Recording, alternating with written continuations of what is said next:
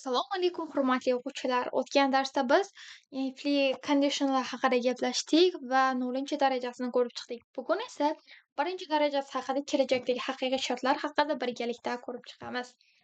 Okay, o'quvchilar, boshladik. Let's begin. Type 1 conditional o'zi nima? Type 1 conditional bu kelajakdagi amalga oshishi mumkin bo'lgan haqiqiy shartlarni ifodalash uchun ishlatiladigan grammatik tuzilma hisoblanadi. U hayotiy va real vaziyatlarga asoslangan va biz speakingda ham, o'zbek tilida ham, undan tashqari writingda ham juda ham ko'p foydalanadigan gaplarimizning turi hisoblanadi.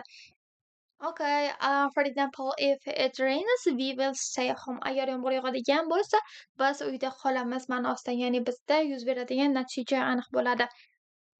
Structure'ga keladigan bo'lsak, shart gapi if clauses plus present simple fe'l hozirgi zamonda qo'llaniladi, will ishlatilmaydi. For example, if it rains kabi bo'ladi. Natija gapi main clauses desa, biz future simple'dan foydalanamiz. Ya'ni will plus verb first fe'lning asosiy shaklidan foydalangan holatda gap tuzamiz. For example, we will stay home. To'liq tuzilmaga keladigan bo'lsak, if plus present simple, will plus verb first'dan foydalanamiz. For example, call, I will answer. Agar sen menga telefon qiladigan bo'lsang, men senga javob beraman kabi bo'ladi. Qachon ishlatilishiga keladigan, ya'ni usage of first conditional kelajakdagi voqealarni ifodalash uchun kelajakda ro'y berishi mumkin bo'lgan, ammo hali noaniq bo'lgan voqealar haqida gapirishda biz ya'ni type 1 dan foydalanamiz. Natija shartga bog'liq bo'ladi. For example, if the weather is good, we will go to their park. Agarda ob-havo yaxshi bo'ladigan bo'lsa, biz parkka aylanishga boramiz bo'ladi. Aniq natijali vaziyatlar shart bajarsa, natijasi mantiqan aniq yoki kutilgan vaziyatlarni ifodalashda kundalik muloqotda keng qo'llaniladiganda biz bu typedan foydalanamiz. For example, if you study hard, you will pass. Agar sen kuchliroq o'qiydigan, qattiqroq o'qiydigan bo'lsang, sen imtihondan o'tasan ma'nosida. Ba'zida esa ogohlantirish maslahatlarini ifodalash uchun birovga ogohlantiramiz. For example, if you don't hurry, you will miss the bus. Agar sen shoshilmaydigan bo'lsang, avtobusni unutib, ya'ni o'tkazib yuborishing mumkin, kechikishing mumkin ma'nosida. Important notes quyidagilar bo'ladi. First, zamonlarni to'g'ri tanlashimiz kerak. If gapida present simple ishlatiladi va ko'plab gapida will'ni ishlatilishi mumkin va bu mumkin emas. Asosan if gap plus present simple, will plus verb first'dan kabi bo'ladi structure bo'yicha. Vergul qoidasi, ya'ni ikkinchi qoidamizga keladigan bo'lsak, agar if gapi birinchi kelsa, uni asosiy gapdan vergul bilan ajratadigan. For example, if it rains, comma vergul we will stay home bo'ladi. Agar asosiy gap birinchi keladigan bo'lsa, vergul kerak bo'lmaydi. Misol uchun, we will stay home if it rains, ya'ni gap to'liq tekis holatda ketadi. Uchinchi qoidaga keladigan bo'lsak, gap tarkibini alishtirish.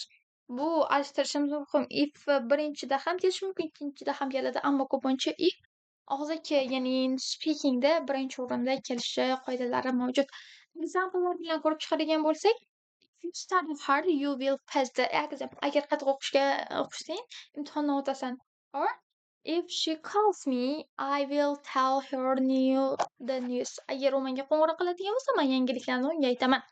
If it's late, we will start without them. Agar ular kechikib qolsa, biz ularsiz boshlaymiz. And bundan tashqari qoidalarni o'zlaring ko'rib chiqishlaringiz mumkin. Va common mistake, ko'p qilinadigan o'quvchilar xatoliklarga yo'l qo'yishadi va bular quyidagicha if gapiga will ishlatib bo'lmaydi o'quvchilar. Ko'plarda bu xato bo'lishi mumkin va asosiy gapda present simple umumiy haqiqat bo'lmasa noto'g'ri hisoblanadi. Past simple if gapida type 1da ishlatilmaydi. To'g'ri shakllar quyidagicha bo'ladi. For example, if it rains, we will stay home. Or if you study, you will pass.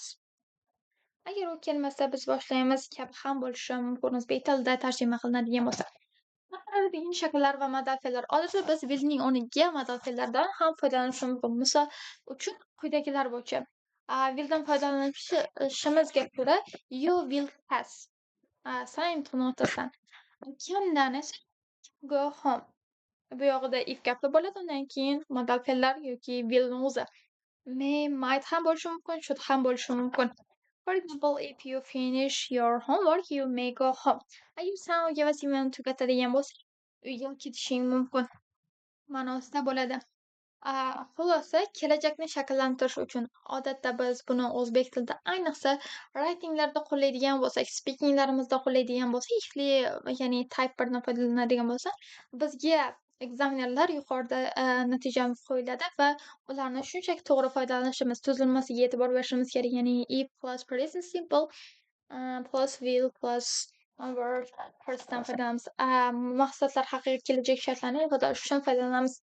Kundalik davomida mashqlar bilan shug'ullanadigan bo'lsak, biz buni yaxshiroq o'rganishimiz mumkin. Shu bilan darsimiz o'z nihoyasiga yetdi. Hamma ko'rishguncha va thank you for attention.